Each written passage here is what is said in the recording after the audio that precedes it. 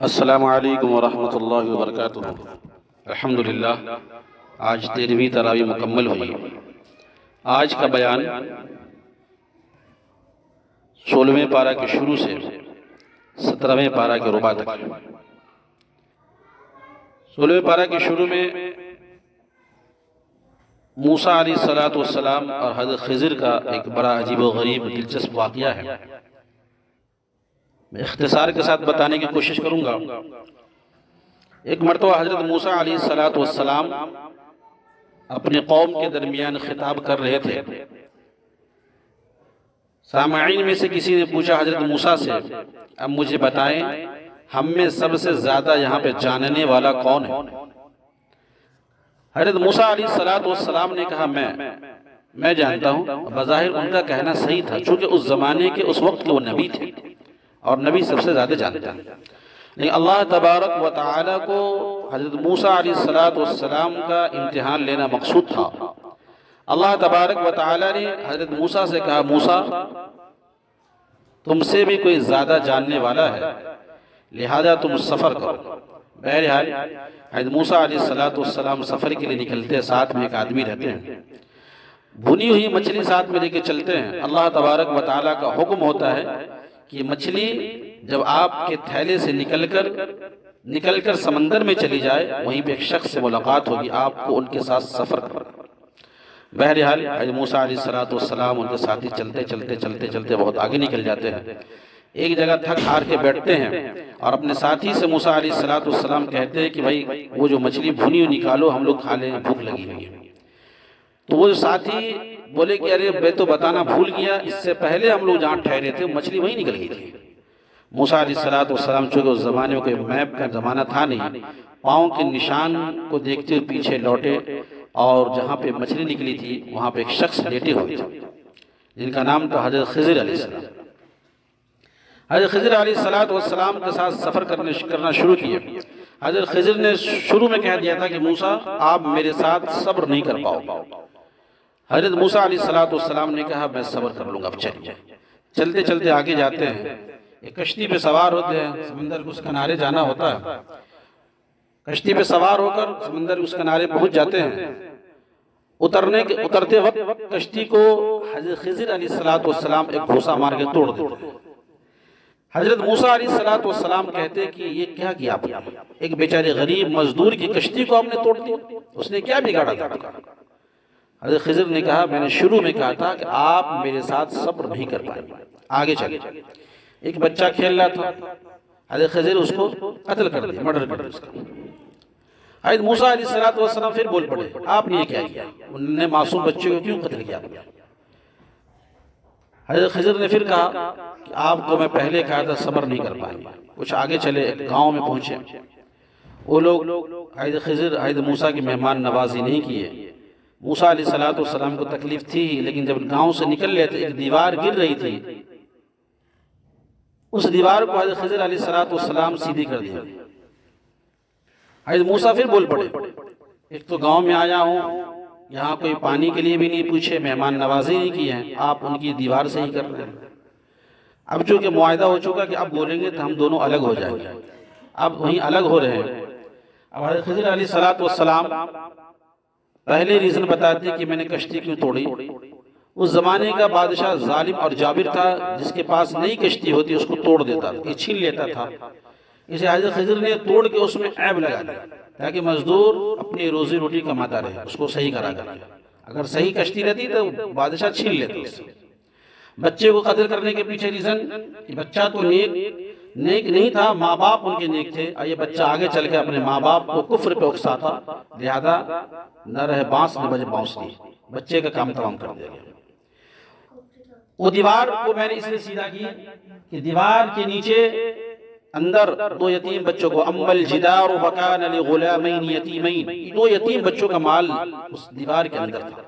حضرت خضر دیوار کو اس لیے صحیح کر دیے کہ اگر وہ دیوار گر جاتی تو لوگ مال کو لوٹ لیتے۔ تو یہ واقعہ حضرت موسیٰ علیہ السلام حضرت خضر کا یہ واقعہ تھا۔ اس کے بعد سورہ مریم پڑھی گئی ہے۔ سورہ مریم کے اندر چونکہ حضرت عیسیٰ علیہ السلام پہ جو یہودی عیسائی الزام لگاتے ہیں کہ عیسیٰ علیہ السلام اللہ کے بیٹے ہیں، اللہ تبارک و تعالیٰ نے ان کا جواب دیا ہے کہ عیسیٰ علیہ السلام اللہ تبارک و تعالیٰ نے کیسے پیدا کیا۔ شروع میں آپ تھوڑا سا اس کو سمجھنے کے لیے آپ کو میں شروع میں بتایا تھا، سورہ آل عمران میں یہ واقعہ گزرا تھا، میں اس وقت بھی بتایا تھا آپ کو کہ مریم علیہ السلام اپنے خالو حضرت زکریا کے ساتھ بیت اللحم میں رہا کرتے جسے بیت المقدس کہتے ہیں، اور حضرت زکریا علیہ السلام حضرت مریم کی دیکھ ریکھ کرتے تھے۔ ایک دن حضرت زکریا علیہ السلام حضرت مریم کے حجرے میں داخل ہوئے تو دیکھے بہت قسم کے پھل پڑے پڑے۔ حضرت زکریا نے کہا قال یا مریم انا لکی ھذا، یہ پھل تمہارے پاس کہاں سے آیا؟ میں تو لا کے دیا نو، یہ آیا کہاں سے؟ انہوں نے کہا حضرت مریم نے ہوا عند اللہ ان اللہ یرزق من یشاء بغیر حساب، اللہ تبارک و تعالی جسے چاہتے بغیر حساب و کتاب رزق دیتے ہیں۔ حضرت زکریا جب یہ بات سنے ان کے دل میں خیال آیا، چونکہ ان کے پاس کوئی اولاد نہیں تھی حضرت زکریا کے پاس، انہوں نے اللہ سے دعا کی ہنالک دعا زکریا ربہ قال رب ھب لی من لدنک الی آخر، کہ رب کریم مجھے ایک نیک صالح اولاد عطا کر دے۔ یہاں پہ اب وہی ذکر ہے، ذکر رحمت ربک عبد زکریا، یاد کرو جب تیرا پروردگار اس کی طرف مہربان ہوا حضرت زکریا کی طرف، حضرت زکریا رب کے سامنے پکارا، اذ نادى ربہ نداء خفیا، اپنے رب کو چھپکے چھپکے پکارا۔ اللہ تبارک و تعالی نے حضرت زکریا کی دعا سن لیا، کہا زکریا میں تجھے بیٹا دوں گا، اس کا نام میں نے چن لیا، اس کا نام ہوگا یحییٰ۔ اب حضرت زکریا کہنے لگے اے اللہ میرے لیے اولاد کیسے ہوگی، چونکہ وہ ضعیف ہو چکے تھے، بڑھاپے کے دہلیز میں پہنچ چکے تھے، بیوی بھی بانج تھی، بوڑھی ہو چکی تھی۔ کہا انی وحن العظم منی واشتعل الرأس شیبا ولم اکن بدعائک رب شقیا، اللہ تجھ سے مانگ کر کے میں تو محروم نہیں رہا، لیکن میں بوڑھا ہو چکا ہوں، سر کے بال سفید ہو چکے ہیں، میری بیوی بھی باج، وَإِنِّي خِفْتُ الْمَوَالِيَ مِنْ وَرَائِي وَكَانَتِ امْرَأَتِي عَاقِرَ، وہ بھی میری بیوی باج ہے، فَهَبْ لِي مِن لَدُنْكَ وَلِيًّا، میرے لیے کیسے اولاد ہو سکتا ہے؟ اللہ نے کہا اللہ کا حکم میں ہوگا۔ بہرحال حضرت یحییٰ علیہ السلام کی ولادت ہوتی ہے، اس کا واقعہ پھر حضرت عیسیٰ علیہ السلام کے ولادت کا مسئلہ ہے۔ واقعہ کچھ یوں اختصار کے ساتھ کہ ایک دن حضرت مریم علیہ السلام غسل کرنے کے لیے گئی، اسی دوران ایک فرشتہ نمودار ہوا، حضرت مریم کہنے لگی تم میرے پاس کیوں آئے ہو؟ انہوں نے کہا میں تجھے بیٹا دینے کے لیے آیا ہوں۔ حضرت مریم گھبرائی کہ میری تو شادی نہیں ہوئی ہے، مجھے کسی مرد نے چھوا نہیں ہے، پھر بیٹا مجھے کیسے ہو سکتا ہے؟ وہ کہنے لگی قال انی اعوذ بالرحمن منک ان کنت تقیا، میں اللہ کی پناہ مانگتی ہوں تجھ سے۔ فرشتے کے قال انما انا رسول ربک لہب لک غلاما زکیا، میں جواب انہوں نے کہا میں تجھے بیٹا دینے آیا ہوں۔ بہرحال فرشتے مریم علیہ السلام کے گردن میں پھونکتے ہیں، مریم علیہ السلام حمل سے ہو جاتی ہے۔ اس کے بعد ان کو تکلیف، جب ولادت کا مسئلہ آتا تکلیف بڑھ جاتی ہے، تو اللہ تبارک و تعالی نے حضرت مریم سے کہا کہ پریشان مت ہو، چونکہ بہت گھبرا رہی تھی، اپنے آپ کو کوس رہی تھی، کہتے قالت یا لیتنی مت قبل ھذا وکنت نسیا منسیا، اس سے پہلے میں مر گئی ہوتی، لوگ کے ذہنوں سے میرے نام اور ختم ہو گیا تھا، میں بھولی بھی سی ہو جاتی، لوگ مجھے پہچانتے جانتے بھی نہیں، آج یہ دن دیکھنا پڑتا، لوگ مجھے کیا کہیں گے، مریم بڑی پاک باز تھی، نیک تھی، بیٹا کہاں سے ہے؟ بہرحال عیسیٰ علیہ السلام کی پیدائش ہوتی ہے۔ اس کے بعد وہ اپنے قوم کی طرف لے کے جاتی ہے مریم اپنے بیٹے کو، ان کے قوم کے لوگ طنز کرتے ہیں، یا اخت ہارون ما کان ابوک امرأ سوء وما کان امک بغیہ، اے ہارون کی بہن نہ تو تیرا باپ برا آدمی تھا، نہ تیری ماں بدکار تھی، وہ لوگ تو بڑے نیک تھے، تم اپنے آپ کو نیک کہلاتی تھی اور تمہاری شادی بھی نہیں، بچہ کیسے؟ حضرت مریم اشارہ کی فاشارت الی، بچے کی اشارہ کرتی ہے۔ عیسیٰ علیہ السلام بول پڑتے قالوا کیف، وہ لوگ کہتے قالوا کیف نکلم من کان فی المہد صبیا، میرا بچہ کیسے مجھے بتائے گا؟ عیسیٰ علیہ السلام بولتے قال انی عبد اللہ آتانی الکتاب وجعلنی نبیا، کہ اللہ کا بندہ ہوں، اللہ نے مجھے نبی بنا کے بھیجا۔ اللہ تبارک و تعالیٰ نے عیسیٰ علیہ السلام کی تخلیق پیدائش کا ذکر کیا ہے۔ جو لوگ عیسیٰ علیہ السلام کی پیدائش کے قائل نہیں کہتے وہ اللہ کے بیٹے ہیں، اور یہ بھلا کیسے ہو سکتا ہے کہ ایک انسان بغیر باپ کے پیدا ہو؟ تو اللہ نے اس کا بھی جواب دیا، اِنَّ مَثَلَ عِیسَىٰ عِندَ اللَّهِ كَمَثَلِ آدم۔ اللہ نے کہا کہ میں نے عیسیٰ کو تو بغیر باپ کے پیدا کیا، لیکن آدم کے پاس نہ تو ماں ہے نہ باپ ہے، تو جب میں بغیر ماں باپ کے پیدا کر سکتا ہوں تو بغیر باپ کے پیدا کرنا میرے کوئی بعید نہیں، کوئی مشکل کام نہیں ہے۔ تو یہ ذکر تھا۔ اس کے بعد ابراہیم علیہ السلام کا بھی اختصار کے ساتھ ذکر ہے۔ اس کے بعد سورہ طٰہٰ پڑھی گئی ہے۔ سورہ طٰہٰ کے اندر آتا ہے کہ اسی سورت کو پڑھنے کی وجہ سے حضرت عمر رضی اللہ تعالیٰ عنہ ایمان قبول کیے تھے، اور اس سورت کے اندر موسیٰ علیہ السلام کا ذکر ہے کہ موسیٰ علیہ السلام کے زمانے میں چھوٹے تھے، تو پیدائش سے پہلے ایک قبطی نے اعلان فرعون سے کہا تھا ایک بچہ پیدا ہوگا جو آپ کی جگہ حکومت کرے گا۔ فرعون نے یہ اعلان کروا دیا کہ جو بھی لڑکا پیدا ہو اس کو قتل کر دیا جائے۔ موسیٰ علیہ السلام کی جب ولادت ہوتی ہے ان کی امی بہت گھبراتی ہے۔ اللہ تبارک و تعالیٰ کہتے ہیں گھبراؤ مت، اس کو صندوق میں بند کر کے سمندر میں ڈال دو۔ سمندر میں ڈال دیتی ہے، اور وہ سمندر فرعون کے محل کے پاس سے گزرتا تھا۔ فرعون دیکھا، صندوق کو نکلوایا، موسیٰ علیہ السلام کو اپنے گھر میں رکھا اپنا بیٹا بنانے کے لیے۔ اب مسئلہ دودھ پلانے کا، دودھ اس کو کون پلائے گا؟ تو بہت ساری خاتون آئی دودھ پلانے کے لیے۔ وَحَرَّمْنَا عَلَيْهِ الْمَرَاضِعَ، اللہ نے کہا میں نے تمام کے دودھ کو حرام کر دیا تھا موسیٰ پہ۔